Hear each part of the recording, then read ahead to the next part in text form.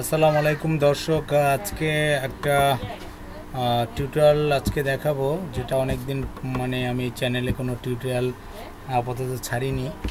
তো এখন আমি দেখাবো হচ্ছে আমরা রাউটার কনফিগার তো অনেকটাই করেছি। আজকে একটা ডুয়েল রাউটার কনফিগার করব, সেটা হচ্ছে এখন আর কিভাবে কনফিগারটা করতে হয় সেটাই দেখাবো। তো চলে যাই আমরা যে কোনো একটা ব্রাউজারে, যে আমার যেটা রাউটারটা লাগানো আছে ডিলিঙ্কের কনফিগারটা আমি দেখাবো। তো ডিলিঙ্কের আমরা মূলত জানি যে অ্যাডমিন আইপিটা কত 192, এটা হয়তো আমরা অনেকেই জানি।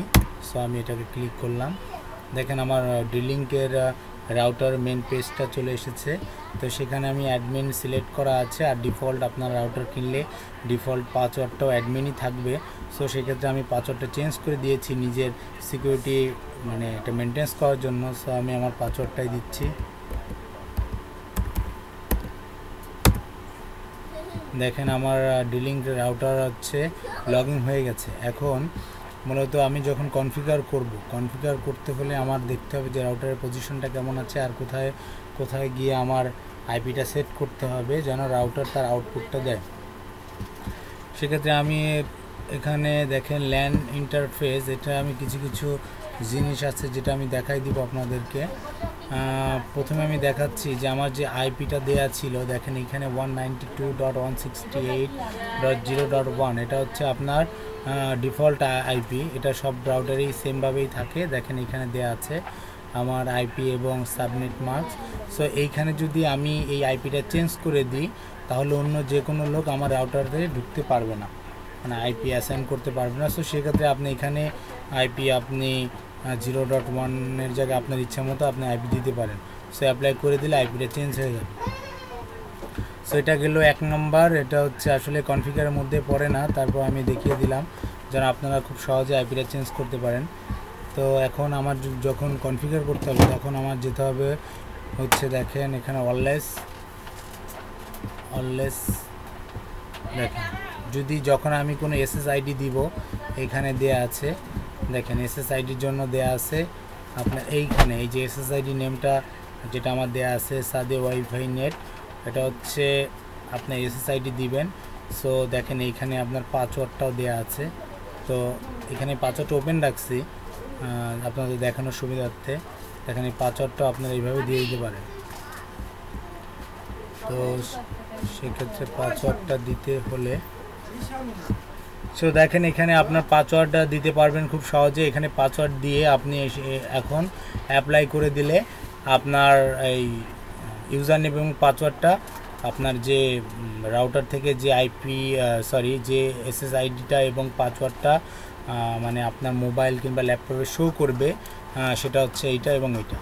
তো আপনি এসএসআইডি এবং পাসওয়ার্ডটা দিতে পারবেন। তো এখন আপনার মূল কনফিগারে যাওয়ার জন্য আপনার করতে হবে হচ্ছে, দেখেন আমি দেখিয়ে দিচ্ছি। দেখেন আপনি সর্বপ্রথম স্ট্যাটাসে গিয়ে দেখেন যে আপনার ডিভাইসের আসলে কোনো ধরনের কানেক্ট এখানে থাকার কথা না। দেখেন এগুলো সব এনাবল আছে এখানে। দেখেন আমি কনফিগার করার পর এটা হয়েছে। তো সেক্ষেত্রে এখন আপনি অ্যাডভান্সে যাবেন।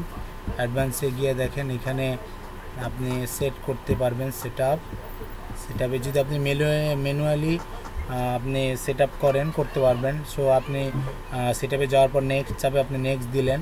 দেখেন এখানে তিনটা লিঙ্ক দেওয়া আছে, যেমন পিপিওই একটা হচ্ছে, আপনারা যারা ব্রডব্যান্ড ইউজ করেন তারা বুঝতে পারবেন, এক একটা সাইট মাইক্রোটিকে একটা লিঙ্ক থ্রো করা আছে, যেভাবে যেমন static IP, dynamic IP. So আমি কাজ করব পিপিওইতে।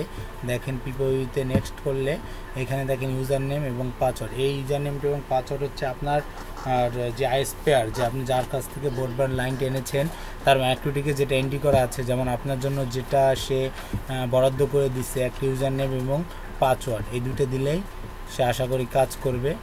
সো দেখেন আমি ব্যাকে যাচ্ছে, ম্যানুয়ালিটা এটা করা আছে বিধে ম্যানুয়ালিটাই দেখাচ্ছি। দেখেন এখানে দেওয়া আছে, এই যে আপনি এখানে দেখেন স্ট্যাটিক, তারপরে ডিএসসিপি, ক্লায়েন্ট, পিওই সব দেওয়া আছে। সো আপনি সেক্ষেত্রে আমি পিপিওই দেওয়া আছে, আপনাদের অনেক ক্ষেত্রে স্ট্যাটিক আইপিও দেওয়া লাগতে পারে, সেক্ষেত্রে আপনাদের প্রয়োজন মতো আপনি এটা সিলেক্ট করে নেবেন।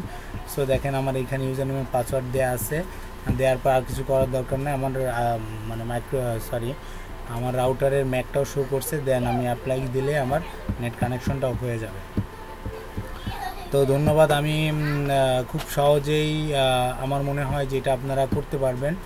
আর সেক্ষেত্রে আপনাদের আমি আরেকটা কথা বলে রাখি, স্ট্যাটিক এবং পিওই কিংবা আপনার ডাইনামিক যেটা আইপি আপনি বসান না কেন, আপনার ওইখানে এই জিনিসটা কিন্তু সিলেক্ট করে আপনার কাজ করতে হবে।